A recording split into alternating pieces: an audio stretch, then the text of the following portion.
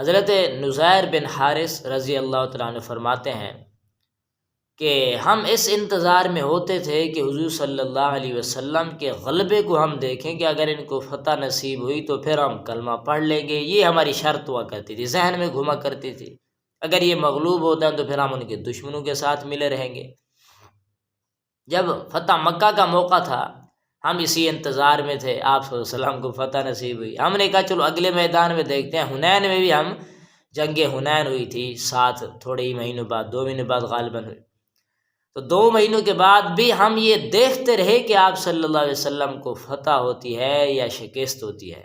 ہم انہیں کو ہی دیکھتے رہتے تھے. جب آپ صلی اللہ علیہ وسلم وہاں سے فارغ ہوئے تو ایک جگہ آپ صلی اللہ علیہ وسلم سے میری ملاقات ہو گئی.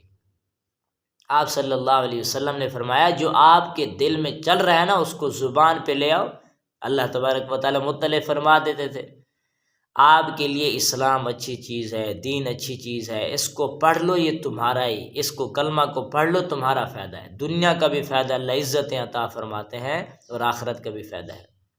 کیونکہ قرآن میں آتا ہے، اللہ فرماتے ہیں کہ وَلِلَّهِ الْعِزَّةُ وَلِرَسُولِهِ وَلِلْمُؤْمِنِينَ وَلَكِنَّ الْمُنَافِقِينَ لَا يَعْلَمُونَ. عزت اللہ کے لیے اور اس کے رسول کے لیے اور مؤمنین کے لیے ہے. آج جتنا غریب ہے لیکن ایمان والا ہے، اعمال والا ہے، اللہ اس کو عزتوں سے نوازتے ہیں.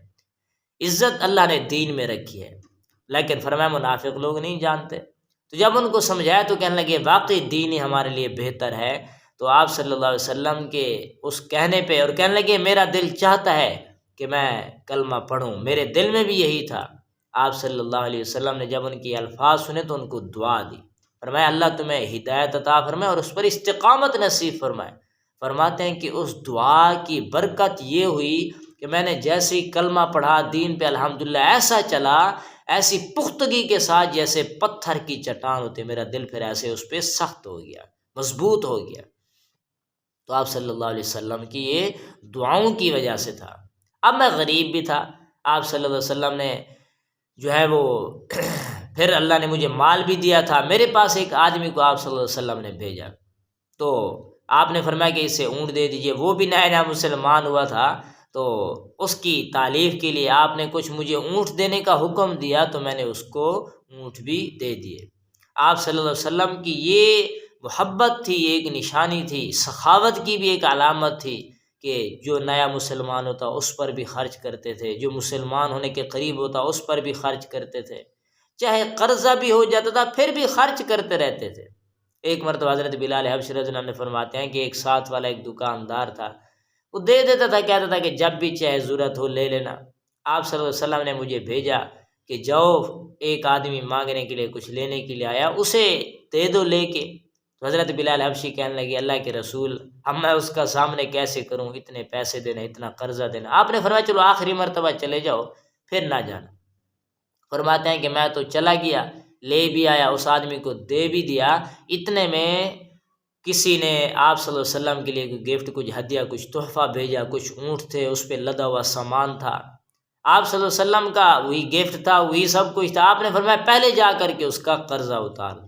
یعنی سخاوت اتنی ہوا کرتی تھی، کچھ نہیں پاس ہوتا تھا، گھر میں چولہا نہیں جلتا تھا لیکن کسی سوالی کو واپس خالی نہیں بھیجتے تھے، دے دیا کرتے تھے.